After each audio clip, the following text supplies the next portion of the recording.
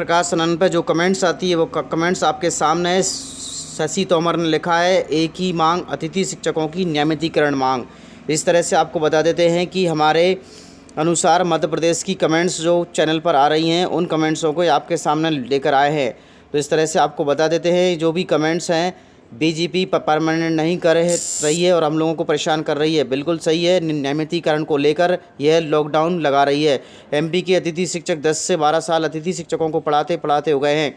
वहीं आपको बता देते हैं कि मध्य प्रदेश में शैला नामदेव ने एक कमेंट्स किया है जिसकी पूरी आवाज़ मध्य प्रदेश नहीं पूरा भारत सुन रहेगा। आज इस चैनल के माध्यम से इनकी आवाज़ को बुलंद करने जा रहे हैं।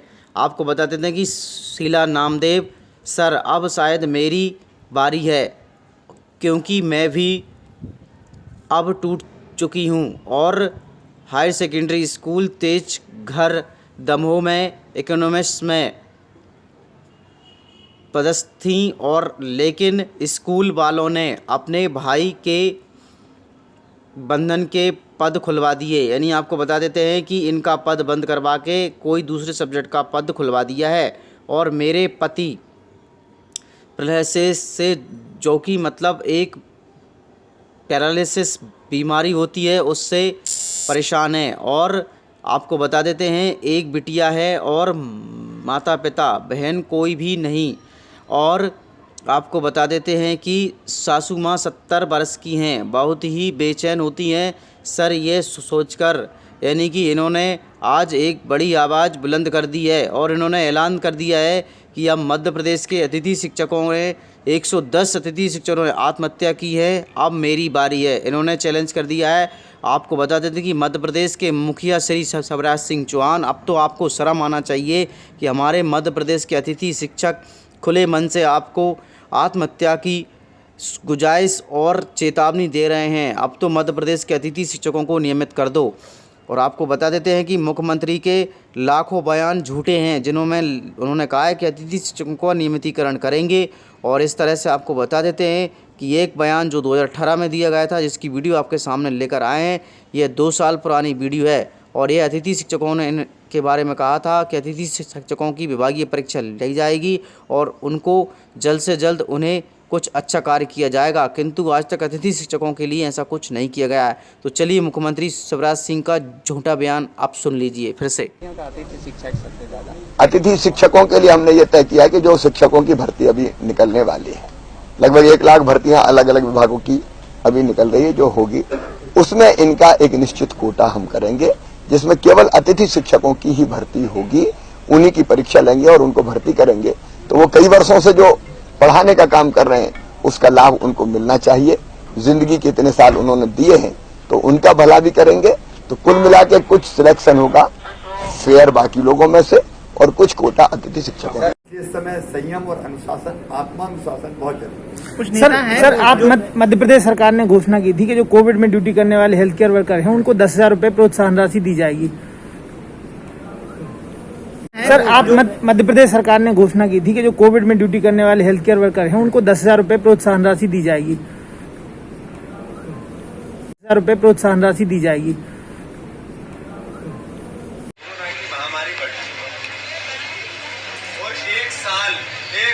एक वर्ष मध्य प्रदेश में और देश में बहुत लंबा समय था कि कोविड की महामारी से लड़ने के लिए सारे उपाय कर लिए जाए। पहली बार इंदौर शहर में ब्लैक में बेड जो मरीज को भर्ती करने वाले बेड ब्लैक में मिल रहे हैं। ये शिवराज सिंह जी का कुशासन है। आप देखो कि कोरोना की लूट की झूठ इस सरकार ने पिछले साल मार्च में दी थी, और लगातार लुटाते रहे लोग, मरीज कोविड से भी मरते रहे और आर्थिक बोझ से भी मरते रहे। और फिर ये जब दूसरा दौर आया, तो वही दौर, वही शोर उसी प्रकार से होने लगे। तो इसका मतलब है कि शिवराज सिंह सरकार का पहली बार है। इंदौर जिला प्रशासन अपनी पीठ रोज थपथपाता, हमने ये किया, हमने ये किया, हमने ये किया। और भारतीय जनता पार्टी की जो कमेटी बनी, क्राइसिस मैनेजमेंट कमेटी, बीजेपी की है, वो जनप्रतिनिधियों की नहीं। जनप्रतिनिधि की होती तो संजय शुक्ला होते, जनप्रतिनिधियों की होती तो कांग्रेस और बीजेपी से ऊपर होती। ये सिर्फ बीजेपी की क्राइसिस मैनेजमेंट की मीटिंग, मतलब बीजेपी कोरोना से लड़ना चाहती है, बाकी लोग मर रहे हैं, तो जो दोष है वो भी उन पे ही है। हमसे तो कभी राय नहीं ली, कभी बात नहीं की, कभी बिठाया नहीं, साथ नहीं लिया। तो ये बीजेपी का ऐसा चेहरा जो लोकतांत्रिक व्यवस्था का तो नाश करता ही है, और कोरोना की महामारी में जनता पर भी प्रहार करता है, उनको भी दर्द देता है, दुख देता है, लूटता है। तो ये लूटने वाले लोग जिनने सत्ता लूटी, वो लोगों के कोरोना के मरीजों से उनकी जेब का पैसा निकलता है। तो मेरा मुख्यमंत्री जी से, जिला प्रशासन से अनुरोध है कि इस लूट को रोकें और इस लूट में जो कोविड के सेंटर है वो बढ़ाएं। जो कोविड के सेंटर पिछली बार चल रहे थे, जो सरकार की योजना थी फ्री में मुफ्त में मदद करने की, वो चालू करें। अन्यथा मैं मानता हूं कि इस कुशासन को जनता देख रही है और जनता इसके लिए लड़ेगी भी, सबक भी सिखाएगी।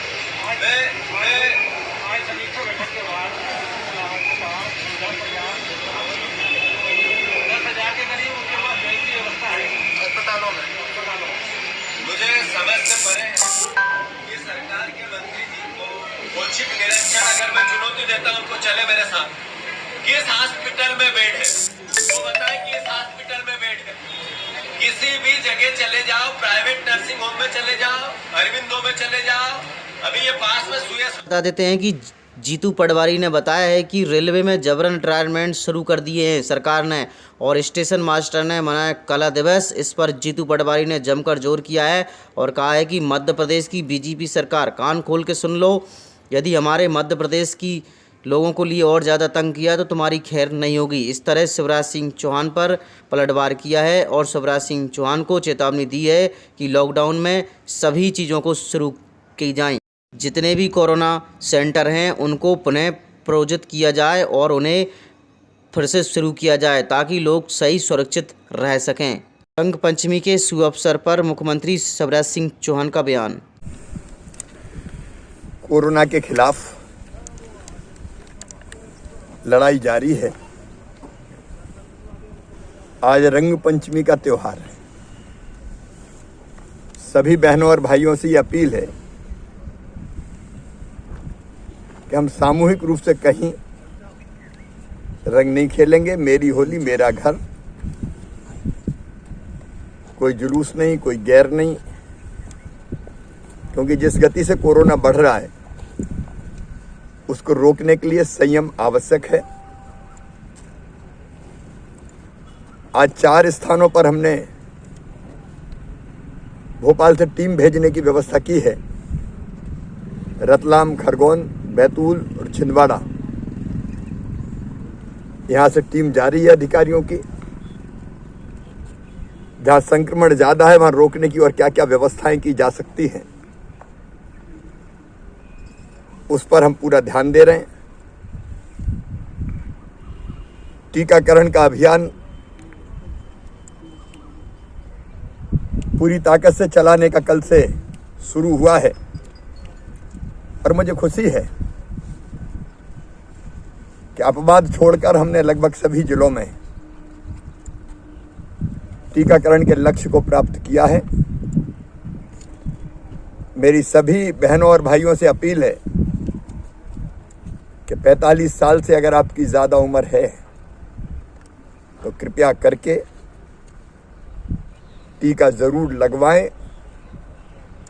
ये टीका कोरोना से लड़ने की क्षमता हमारे शरीर में पैदा करता है। अस्पतालों में बिस्तरों की संख्या बढ़ाने का अभियान जारी है। हम कोई कसर नहीं छोड़ रहे हैं इस बीमारी महामारी से लड़ने में, लेकिन सभी प्रदेशवासियों से मेरी अपील है कि मास्क सबसे प्रभावी उपाय है संक्रमण को रोकने का। मास्क जरूर लगाएं, कोविड-19 की गाइडलाइन का पालन करें। आपके सहयोग से ही हम इस महामारी को रोक पाएंगे। धन्यवाद। वही तो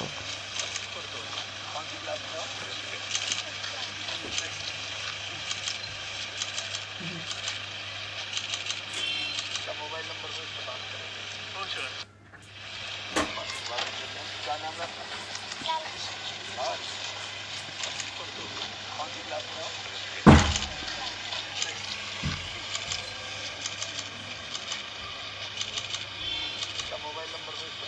दोस्तों ये तय है कि जिस प्रकार आपको बता देते हैं, बंगाल भाजपा के प्रदेश अध्यक्ष दिलीप घोष को जनता ने जूते से पीट कर भगाया और इन्हें मुख्यमंत्री बनना है तो ले बेटा पहले प्रसाद खा, इसके बाद तुझे मुख्यमंत्री बनाएंगे।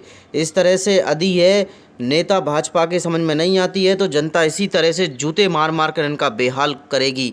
अब मध्य प्रदेश की बारी है।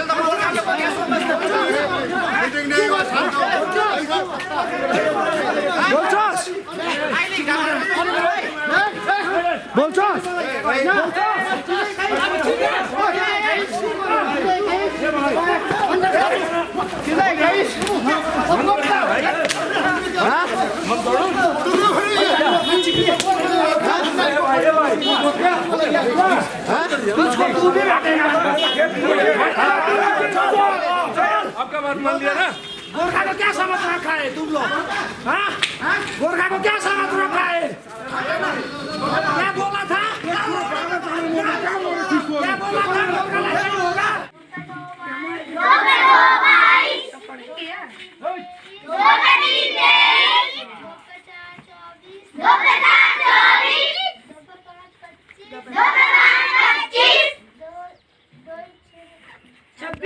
वाली बात आ रही, इस विषय में आपका क्या कहना है? पिछले 1 साल से कोरोना के कारण से हमारे 1 से 8वीं तक के स्कूल बंद थे, लेकिन हमने दिसंबर से ही 9वीं और 12वीं तक की कक्षाएं प्रारंभ कर दी थी।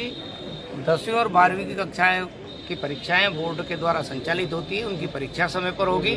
9वीं और 11वीं की परीक्षाएं भी होगी और किसी भी प्रकार से कोरोना के कारण से परीक्षाएं प्रभावित नहीं हो रही है। 1 से 8 तक भी हमने परीक्षा पद्धति में परिवर्तन जरूर किया है, लेकिन हम जनरल प्रमोशन नहीं देने वाले हैं। हम 1 से 8 तक का प्रोजेक्ट के आधार पर बच्चों का मूल्यांकन करेंगे और उसके आधार पर अगली कक्षा में उनको हम प्रवेश देंगे।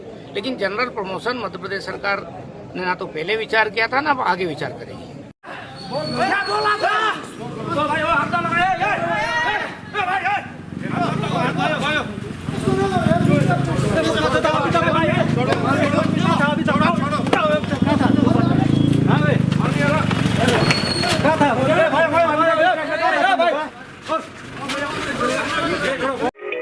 Thanks for watching.